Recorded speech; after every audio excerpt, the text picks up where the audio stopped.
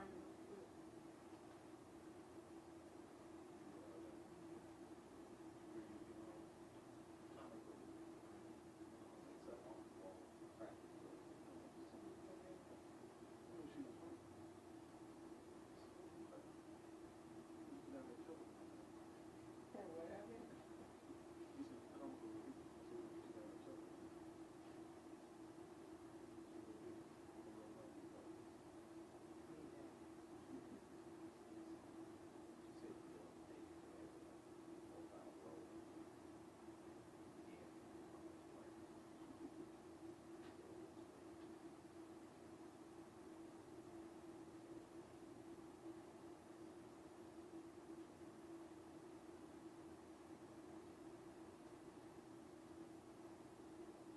Yes, Governor Bill Lee just arrived. He's right outside. We're going to be speaking with state troopers currently, and then he's going to come in here.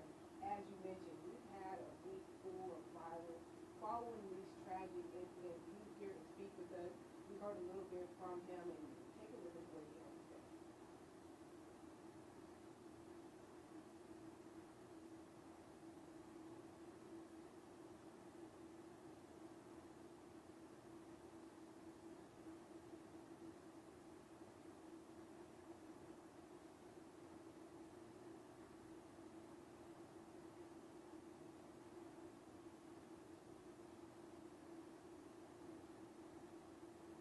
Once again, he is going to walk in here any minute now, and he's going to discuss some of the recent acts of violence, as well as how to hold repeat violent offenders accountable for their actions. You'll hear from him a little more later as well. Back to you.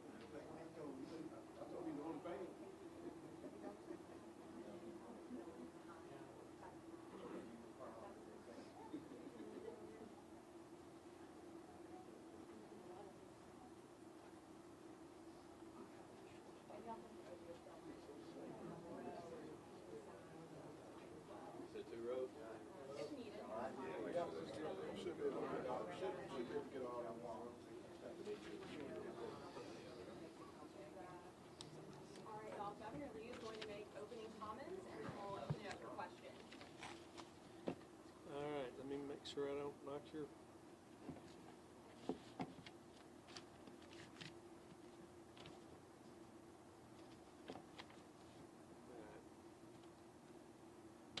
Morning, everybody. Thanks for joining today. I'm joined today, this morning, by the Commissioner of our Department of Safety and Homeland Security, Jeff Long, members of the Highway Patrol, as you can see, including Colonel Matt Perry and Lieutenant Colonel Jimmy Johnson and others. We have spent some time talking about the situation that has unfolded in Memphis and what our strategy is going forward.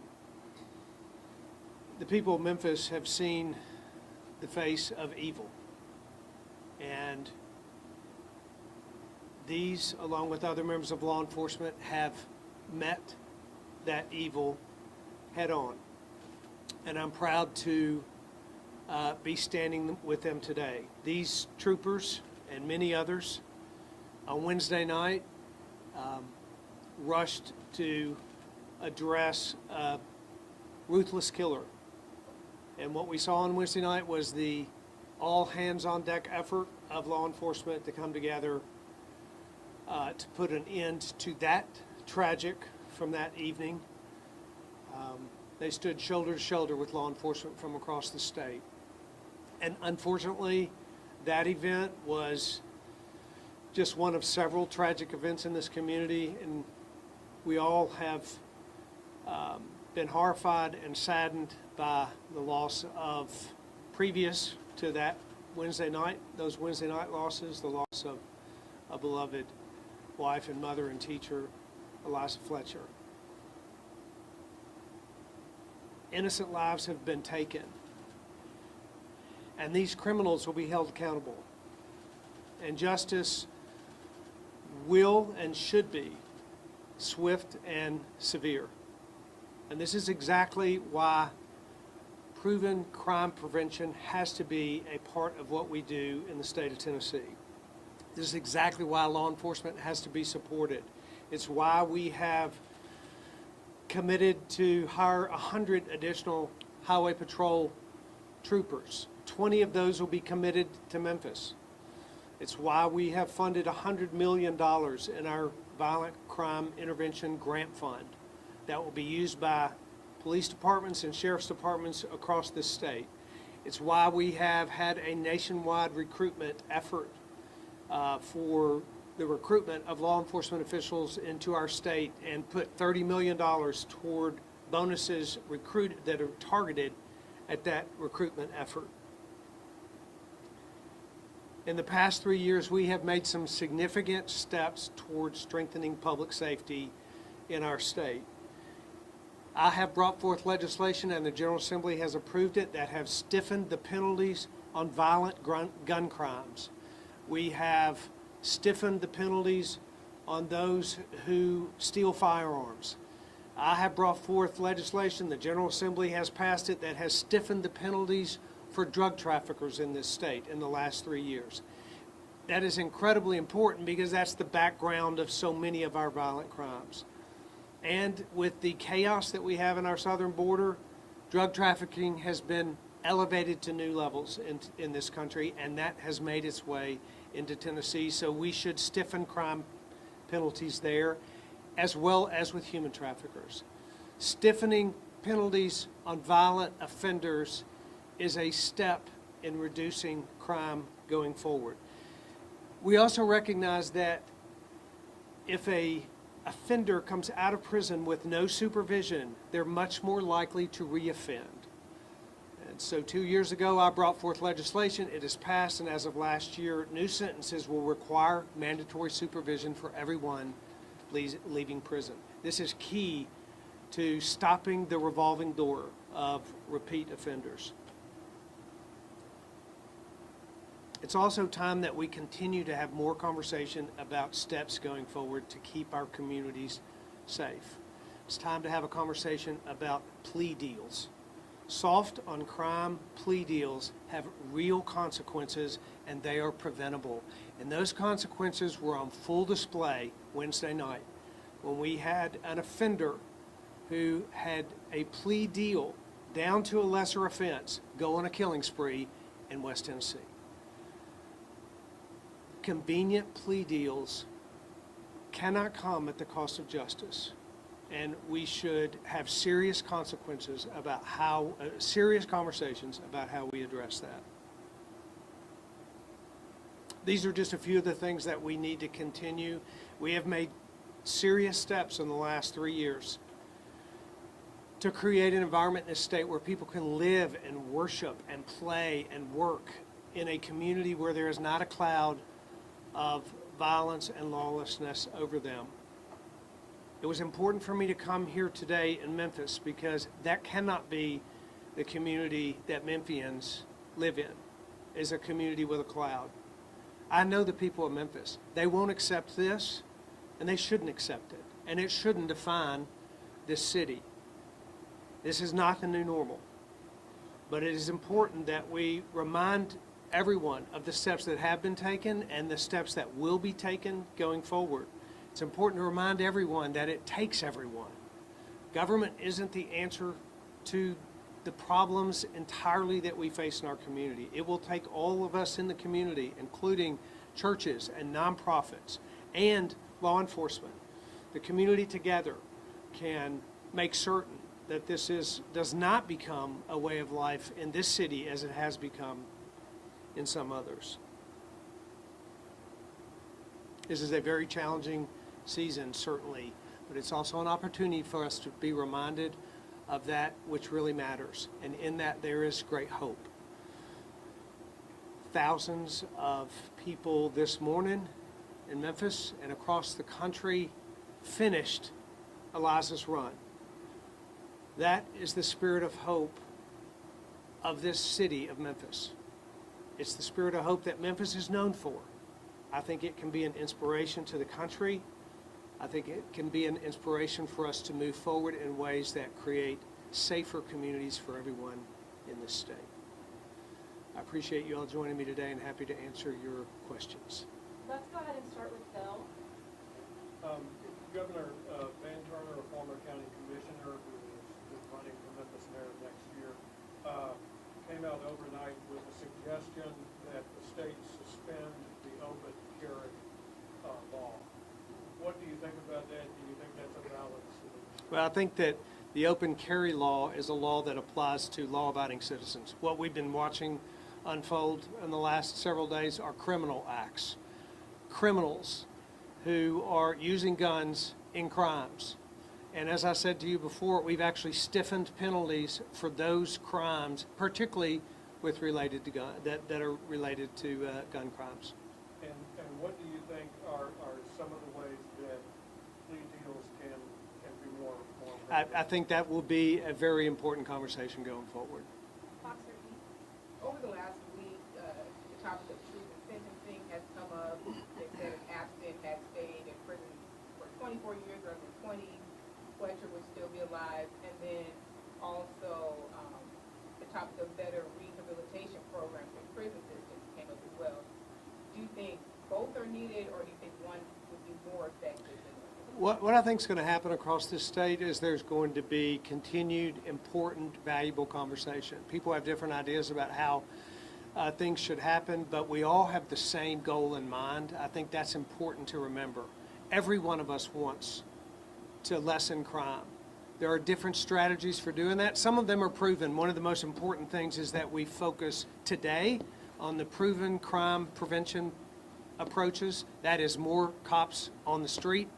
That is more funding to those police departments for their strategies to attack violent crime. That is more cops coming into this state through that recruitment efforts. We have proposed an improved training center. So investing in the things that are proven, that we know will work, and then have conversation about things like the laws that we have passed in the last 3 years and building and improving on those. Count three. Yes, Governor Lee. There's not only been a lot of talk here regarding stiffer laws to keep people in prison, but there's been a lot of talk regarding resources to prevent this from even happening, such as mental illness and things of that nature. What resources are going towards those avenues to prevent people from even getting to this point? Yeah, I think that's a really important point. We need to do things to stop crime before it happens. We can talk about what happens after someone is arrested, but it's very important that we stop crime before it happens.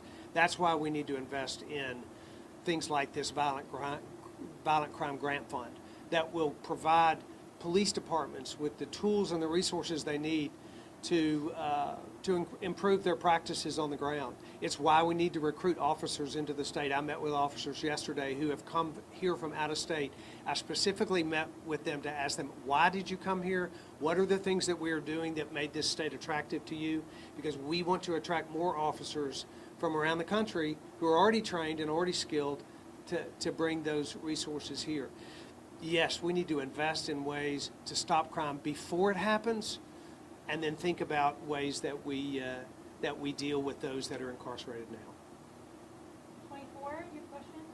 Yes, do you support blended sentencing for juveniles? I think that we have a very strong opportunity to look at ways to prevent crime before it happens, and a lot of that is how we deal with juveniles. And juvenile offenders become adult offenders if we don't do a good job of working with those juvenile offenders. I spoke with the Speaker of the House just yesterday about things that we can do together, ways that we can improve the way we do juvenile justice, and those will be very important conversations in the days ahead. We are committed to the improvement of this system from one end to the other. Corinne, commercial appeal. Yeah, hi Governor, thanks for your time today.